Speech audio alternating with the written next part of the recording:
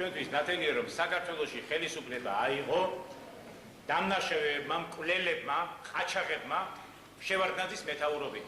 აქედან გეკითხებით მე თქვენ ვინ არის შევარდნაძე, ვინ არის მისი ხელისუფლება?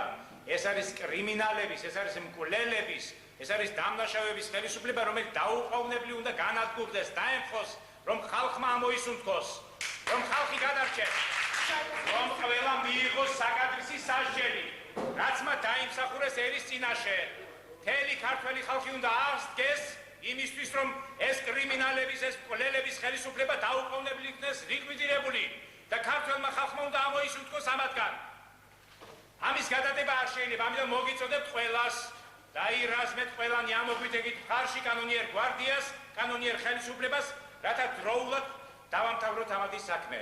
დროულად უნდა მოუღოთ ამათ ბოლო წინამდელ შემთხვევაში საქართველოს ემუქრება საშინელი საფრთხე, ქართველ ერს ემუქრება განადგურება. მთელი საქართველო ამ ყაჩაღებისგან, ამ სისხლის მსმელებისგან, ამ კაციჭამიებისგან როგორ უნდა ვიქცნათ ჩვენ საქართველო. აი ეს არის ერთად ჩვენი ამოცანა. მეგობრებო, გთხოვთ, ამომიდგეთ ხარში, ამოგვიდგეთ ჩვენ ყველას ხარში და ვიბრძოლოთ ერთად. გაუმარჯოს დამოუკიდებელობა და თავისუფლება.